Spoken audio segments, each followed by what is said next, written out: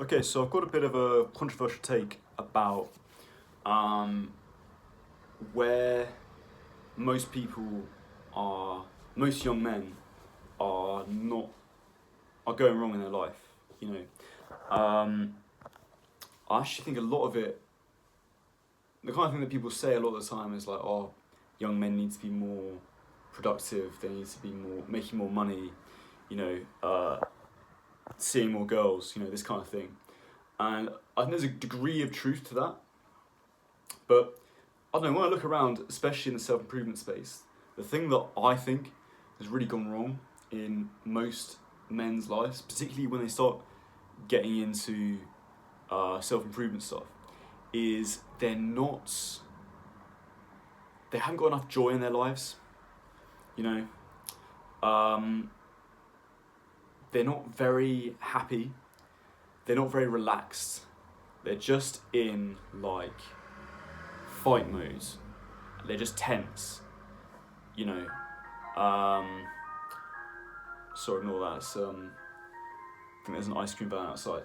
But yeah, they're very tense. And I remember this myself when I first got into self improvement.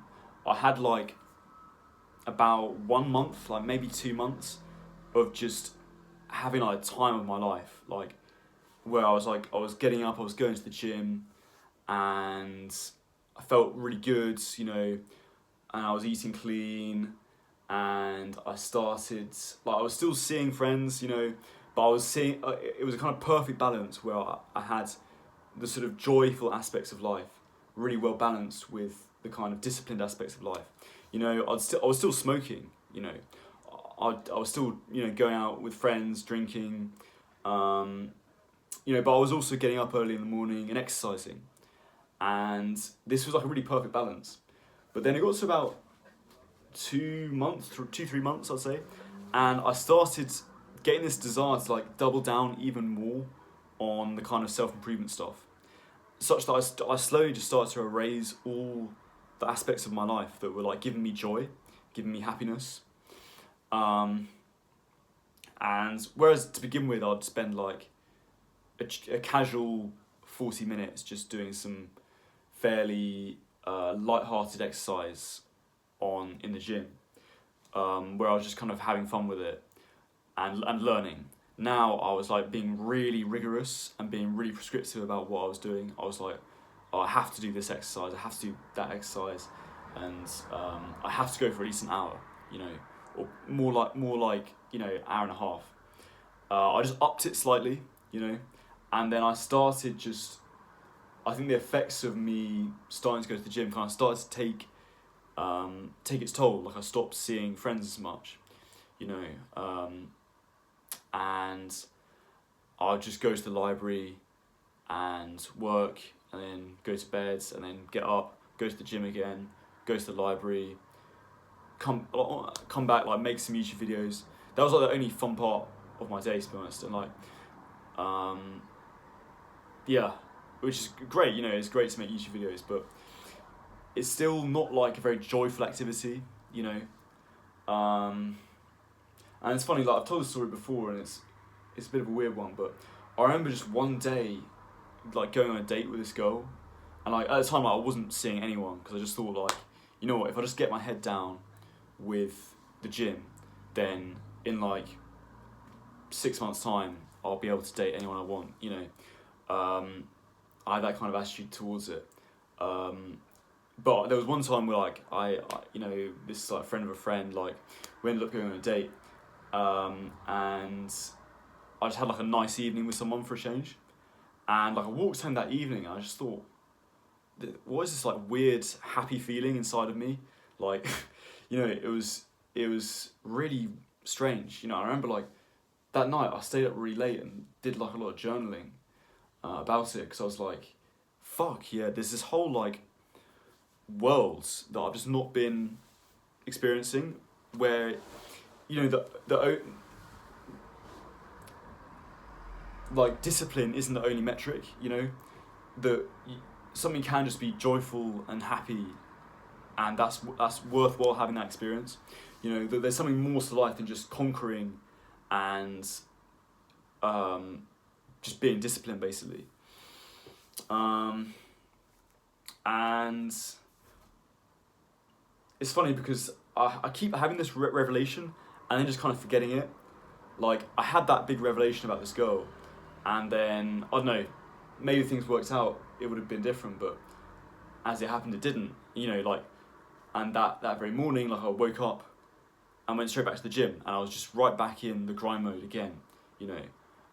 But, like, not even a healthy grind mode, just, like, really sort of unproductive grinds where that just isn't really bearing any fruit.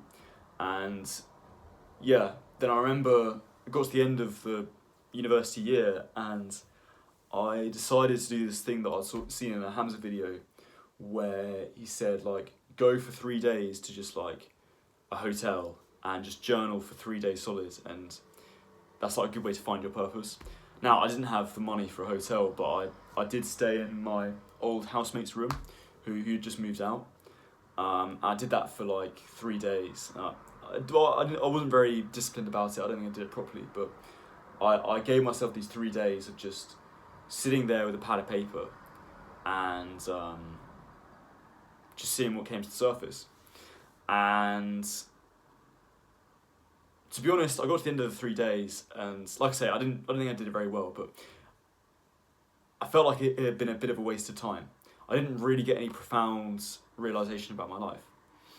But there was one thing that I realised from it that was quite significant, and that was that so many of these habits, these self-improvement habits I was doing, were just a bit of a waste of time. Like, I wasn't actually getting anything from them. And so I just stopped doing them. Things like, this is controversial because I know meditation is like really powerful, but like, yeah, even meditation, I was just like, this just isn't working anymore, you know? And like, I started to have this revelation about the gym. I was like, yeah, I'm taking it really seriously because I think it's going to improve my dating life, but let's be honest, has it really? I just had this moment of clarity where I was like, so much of this shit that I've been doing is just empty and soulless and just stupid, you know? And I've just had, but again, like, I just had this revelation and I just went straight back into it. I just went straight back into the grind again, you know.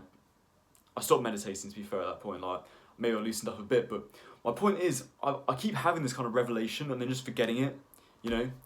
And I feel like I've had it again recently, since starting this new job. I think maybe as a result of like doing a lot of journaling, I've just suddenly become very in touch with sort of emotional sides of me again, and like I'll listen to music and I really feel something in my body, and I've just realised that like there's so much that I've just been ignoring here in life, to like live a truly rich life, you know. I remember like over the summer I just listened to, I didn't really listen to any like good music. I just listened to like these very kind of pompous old fashioned like sort of classical music, which is like great. Classical music's great, but I don't know, it sounds really weird, but those kind of very corny sort of 1975 songs, yeah, I just started re-listening to a lot of them, and I was like, fuck, this is like really the joy in this, you know. There's so much joy in this kind of music, and yeah, it's just kind of like, fuck, this is so much more important than being a little bit like stronger in the gym, having a little bit more muscle mass, or to be honest, like even like making more money. Like, it's just, there's so much more to life. So yeah, hold a second, guys. I just want to see if there's anything else that I was going to say about. Yeah, no, that's basically it, guys. Just live life with a bit of joy. I mean, this isn't a very practical video. I mean, God, how do you actually live life with joy? That's a whole other discussion. But, you know, just something to bear in mind, you know, if you're in like a lock-in stage of your life, first of all, just think like, what stuff am I locking in on that I don't actually need to lock in on? And secondly, like, what opportunities for experiencing like happiness and pleasure am I unnecessarily turning away? Because that's the thing, like, pleasure is good, you know, in some sense, in some capacity, like, to be honest, I think it was Andrew Tate who said this, which is like the last guy you'd expect to say this, but he said like, a heart that has love in it is the most resilient heart there is, which is kind of goes against his philosophy a bit, but it's so true.